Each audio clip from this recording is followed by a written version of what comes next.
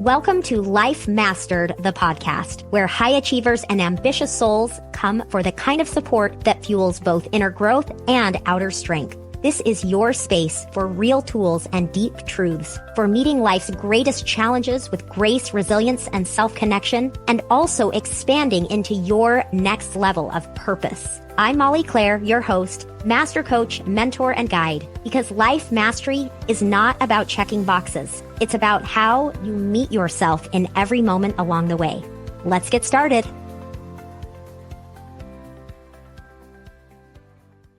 Hey everyone, welcome to this week's podcast. I'm thrilled to bring you an incredible interview today. So Neill Williams is going to be talking with you about how to be productive, how to manage your time. And trust me when I say her angle is completely different than anything you have heard before.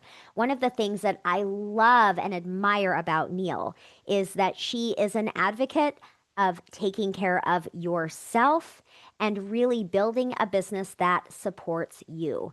And in her business, she has made the courageous and brave decision to scale back her business so that her business really is exactly what she needs and is what is in her best interest, which allows it to be in everyone else's best interest too. So this is kind of a little side note. Neill and I connected a few months ago because I myself was feeling a bit overwhelmed with some of the complexities in my business. And I knew that Neill would be a great person to connect with and say, hey, let's chat. What was your experience like? And in that conversation, it just reiterated to me again, just what a good human being she is and just how gifted she is in being a guide for others. So all that being said, let's go ahead and dive into this phenomenal interview. It is so good. Hello, everyone. Welcome to this episode of Life Master, the podcast. I am so excited to bring Neill Williams to you today. She is the podcast host of this, the host of the podcast, Success Genius. And you're going to love, and I love the way that she brings in science to understand how we can be more effective. So she's a coach for female entrepreneurs, and just welcome to the podcast. I know we met several years ago in the Yeah. coaching world, which Yeah. seems like a lifetime ago, but welcome. Tell my audience a little bit about you and the work you do. Thanks, Molly, for having me here. So excited to be here. Yeah, I am. You and I met first in coach trainings, and specifically when I went through master coach training, you were one of the mentor coaches there. So our paths Mm-hmm. have kind of crossed throughout the years. Yeah. Mm-hmm. And currently I'm working with primarily female entrepreneurs, although I have a few male entrepreneurs that I work with as well. And I help them with productivity, efficiency, performance Mm-hmm. things. Yeah. I love it. Love it. Yeah. And one of the things I really love about it is that, you know, we can say that you use science in your Yeah. approach. Yes. And we know that productivity and effectiveness, it speaks to a very cerebral experience, right? Being very Yeah. cognitive, very productive. And I happen to know from our conversations that you have a similar view or similar approach that I do, which is really understanding the whole human being in front of you when you're helping them with productivity. Yeah. Yes. I think that typically when we hear time management and productivity, we think cerebral, right? We think like, Yeah, I'll make a plan and I'm going to beautifully color block my calendar and I'm going to use all these tools. right. And are they effective? Totally. But they don't tell us the whole picture about our relationship with time. So I find for a lot of the people that I work with, they'll have a beautifully color coded time blocked calendar. And their experience of their time is abysmal. It is like, I just feel rushed. I feel Mhm. so much urgency. I don't know how to prioritize. I'm completely drained by the end of the day. I felt like I sat here for 10 hours and I literally got nothing done. Mhm. So when I started to see that in my clients, I was like trying to figure out what is going on here. Why are these tools not working, right? And what Mhm. I learned is something that you talk a lot about, where there is a holistic approach, right? It's not just a cerebral experience. So our Mhm. relationship with time isn't just about external time. That's what I call clock time. There's also mental time and body time. So there is the mindset aspect to it, but there is also physiology involved in it, which is not something anyone really thinks about when they think about I know, right? activity. Yeah. I Yeah. know. You Yeah. just think about the calendar that's Yeah. color coded Right. and being effective, using your prefrontal cortex to be really Yep. effective. That's right. If I get all of the things on my list crossed off by the end of the day, then I nailed it, right? Yeah, But yeah, how yeah, often does that actually yeah, happen? And yeah. then what happens is then we start to have this really miserable experience with time. I have so much to do. I don't have enough time. I'm constantly rushing. I'm burning myself out. I'm completely ignoring what my needs are for the sake of crossing something off of my to-do list. Yeah. Yes, that's right. And one of the things I want to speak to and would love your take on is, I think about my listeners who are typically pretty ambitious, go-getters, really interested in improving themselves. Yeah. And I think about how many of us spend most of our life trying to outdo, outachieve, create, cram more in. And and we beat ourselves up for not doing a great job of just kind of trying to overproduce, Yes. honestly, like Oh, beyond what's reasonable for us yeah. Or realistic even. or realistic or Yeah. healthy. How about that? Like, Yes. how about healthy, Healthy. right? Yeah. Yes. And so I know I can say that for me, um, I know that I enjoy achievement. I enjoy doing. There is Yeah. a really positive aspect of that for me. Yes. And also, I know that the messages that I heard early in my life, oh, Molly, she's so responsible. Oh, Yeah. look at what you've done, right? We achieve, and then, well, now I'm safe. Now people love me, people Yes. value me. And so 100%. I think that I know one of the challenges I see in my clients and something I've had to, really truly work through at a nervous system level for myself is it's safe to relax. It's safe Yeah. to, I feel like the very moments that I think that I need to be, doubling down on my work and doing more and more and more is the exact time that I need to stop and remind my body that I am safe, which Yes. allows me to be way more effective. Totally. So, but tell me your thoughts on that. Yeah. No, it's so true. The nervous system has such a powerful impact on how productive, how we perform, and what state our nervous system is in, but also the state of our biology. So there's something that I call a body budget. And depending on the state of your body budget, it's going to really have an impact on how effective you are. And Mhm. so when we're in, let's just talk about the nervous system because you do a lot of this work. When we're like hyper in the nervous Mhm. system, that's where like urgency, we're like multitasking, probably not making the best decisions with our time in terms of what matters most, but really just like seeking that achievement feeling. So we're like checking email or responding to Slack messages or the things that make us feel productive and accomplished. Whereas when we're in kind of like that resilient nervous system state, we're able to prioritize. We're much more clear because we're operating from a calm, confident place, and we're just more effective. We have our prefrontal cortex is actually available to us to help us make Mhm. decisions and actually implement the things that we really want to do on our calendars. Mhm. So the nervous system really, really matters, but also our physiology overall matters. So, for instance, Molly, you've probably had this experience. I have it a lot. You have a really poor night of sleep. You wake up the next day, you look at your calendar, you're like, there is no chance I can execute on this, right? Mhm. Like, Mhm. you're feeling very tired, your body budget is down. So your thought patterns aren't going to be super helpful necessarily. They're going to be maybe more towards the negative. Your emotions, you probably experience more overwhelm, maybe a little of defeat or something along those lines. Versus if you have a great night of sleep, everything's going well, you have lots of energy, you're like, I'm nailing this, like it's no problem, right? Your experience is totally different. Yes. Well, what happened? There was literally nothing that changed on your calendar, same Mm-hmm. calendar, Mm-hmm. but your experience of that is wildly different depending on the state of your physiology. Mm-hmm. Yeah. And I love that you bring that up and remind all of us, well, of a few things. One is, yeah, is the state of our physiology, right? And it matters, and how important it is to take that into account so that we don't like make the situation worse, right? So Yes. instead of potentially acknowledging and accepting where we are and what our capacity is, and or how to like care for our needs Yeah. as we're accomplishing whatever we are, right? If we're judging ourselves on top of that, Yeah. then it's just going to make it even worse, right? Yeah. Totally. Yeah. Yeah. Because the way we tend to judge ourselves is, did I execute on this plan that I had for myself in the way that I made the plan?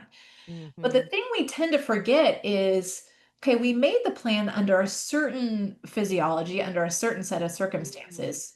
Is that the Mm-hmm. same physiology and set of circumstances that I'm now living with that plan and having to execute on in the Mm-hmm. day? Yeah. And So what would you say to someone who's like, I'm imagining my listeners thinking, yeah, okay, well, so then what? Like, what do I do, right? yeah, If my physiology is not there where I right. need it to be, what then do I do with this list? Yeah. I think there's a couple of ways to approach it, and it's different probably depending on the circumstances. So, one would be like recognizing, okay, my physiology, I'm just not feeling my greatest.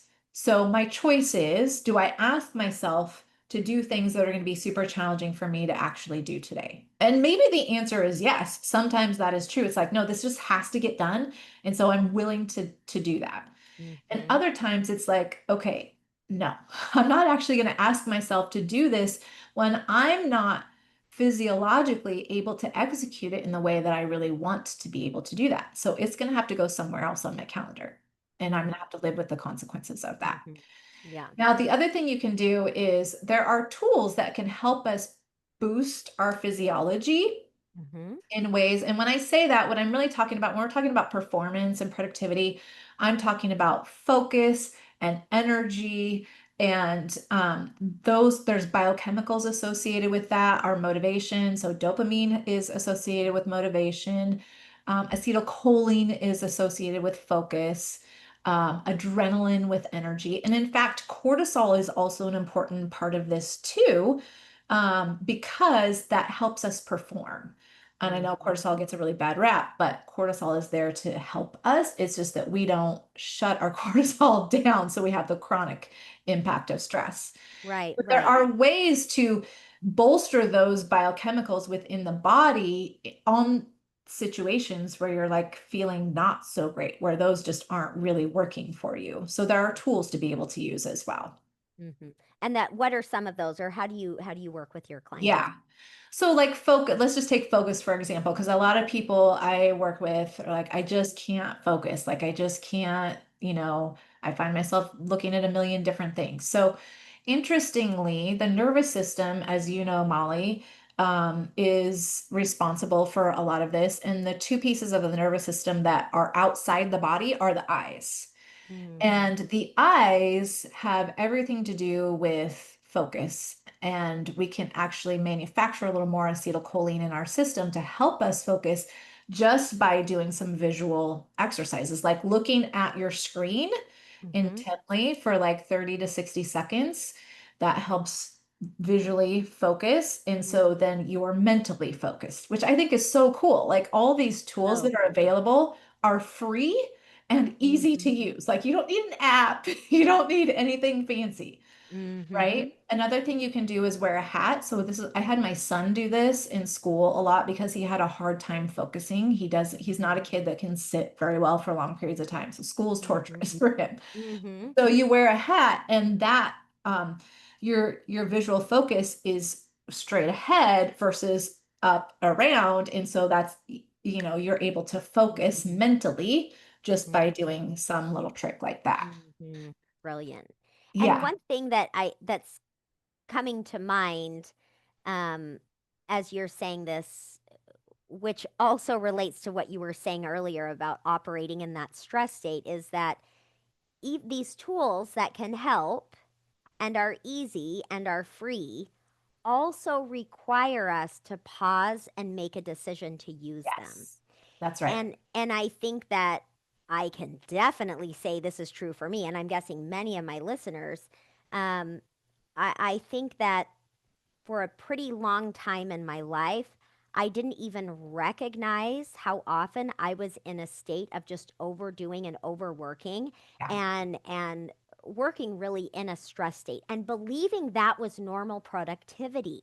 totally. Yeah, And so now it's like, and this is one of the things that I've, done very, like I'm very conscious about, and I'm conscientious in helping my clients with it as well, is more of that slowing down, more yep, of that pausing to check in on what our state is. yes, And so, and and it's interesting, like even those of you listening, do you notice like what's coming to mind when you're thinking about how you work and get in that stress state, and what would possibly be different if there was a bit more of a pause, a bit more of a slowing down, feeling a little more calm and present, right? mhm, To think about how that would impact your productivity and yeah, how you feel. yeah.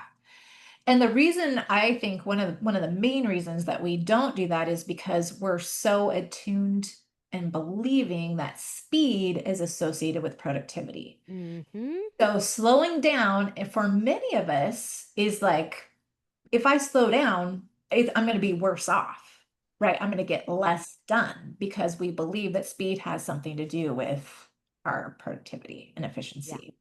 Yeah. So that's part of that mindset work. Mindset is also very, very powerful for your relationship with time and your performance. But it is the slowing down that is really important because then we get to make conscious choices. I think, I don't know if this is true across all women, but I think for me, for sure, as a high achieving, like I've always been that person that has like set the big goals and gone after them.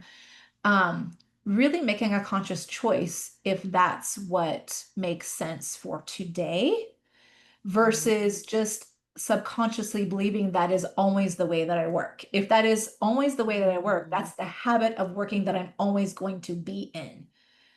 And there could be potentially long-term, Mm-hmm. consequences to that. Mm-hmm. Mm-hmm.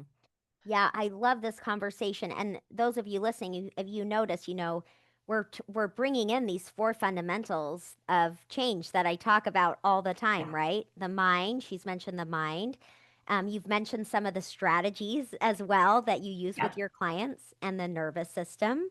Yep. And tell me a little about emotions and sort of how Yeah. you work with your clients in the emotion space. Yeah. The emotions, like we have had this discussion before, and I know you've talked on your podcast before about the nervous system and the nervous system role. Like 20% of the inputs come from our brain to our body, but 80% from the body up. And the same is true with emotions. So depending on how we're feeling, where our emotions are going to kind of track with that. So if I wake up feeling very depleted, it's very likely that my natural emotional state is going to come from what we call in the literature, it's called affect. So the negative affect bucket, meaning I'm maybe going to feel a little bit down, maybe a little apathetic. Overwhelm is much more likely Mm-hmm. versus if I wake up and my body budget, my physiology is in a good state. I'm much Mm-hmm. more likely to feel joyful and motivated and excited. And Mm-hmm. so I think what is unfortunate in the productivity and time management industry is the complete ignoring of the body and the role of that in our own effectiveness. It plays a Mm-hmm. huge role. Mm-hmm. And I think when we don't know that, if we are feeling really down and we like look at our calendar, we're like, I don't really want to do any of this, then we start judging and blaming ourselves that there's something wrong with us for feeling that way. When Mm-hmm. in reality, it could just be, you know what, your body's a little bit tired or something's going on. And so that's just kind of the natural little trajectory that your emotional state is going to take for today. It's not a big deal. Mm-hmm.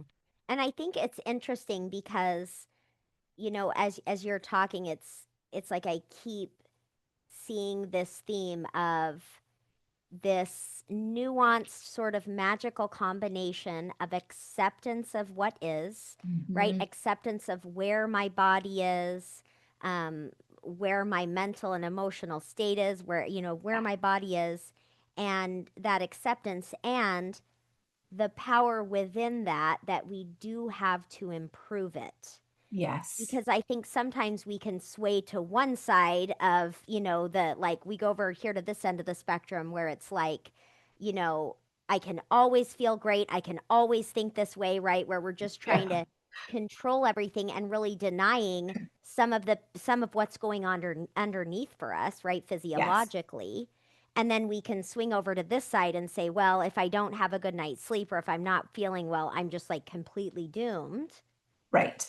But I think that it's like, as you were talking about, when we can accept the state of where we are, it actually minimizes any compounding negative effect to that, right? Where we're either believing that we're stuck or we're criticizing ourselves for feeling that way. Yeah. Yeah, And I think it gives us the ability to make a conscious choice. Like, okay, that's here's where right. I'm at today. Now, how do I want to approach this? How do I want to approach my calendar? How do I want to approach my to-do list? Yep, And that's right. a much healthier, I think, way of thinking about it. Yes, where you're really finding solutions with yourself, Yeah. right? Yeah. Accepting what is, and now within this, where is my choice? Where is my power within the current situation? Right. Yeah. It's like, what do I need? Okay, if I ask this of myself, then maybe what I need is a nap this afternoon, Like Seriously. Yeah. that's Yeah. great. Let's Yeah. let's do that, right?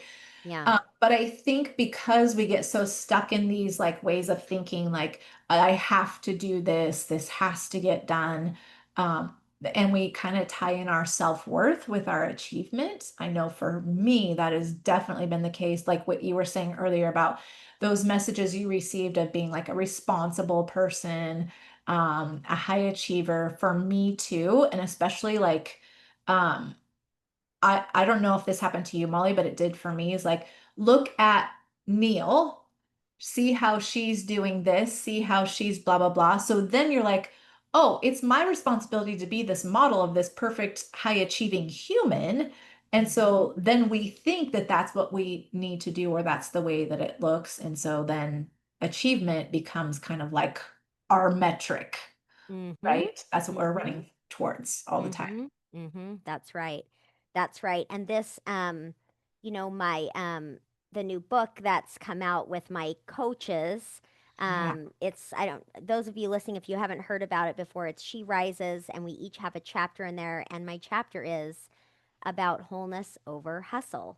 And it Mm. is Oh, talking about yeah. this very idea of, can we be whole and healthy day to Mhm. day in this space? And as we are more whole and as we are more grounded and taking care of ourselves and our needs, that's when we're going to be most productive. That's when we're going to be able to Totally. utilize, like, use the genius within us, right?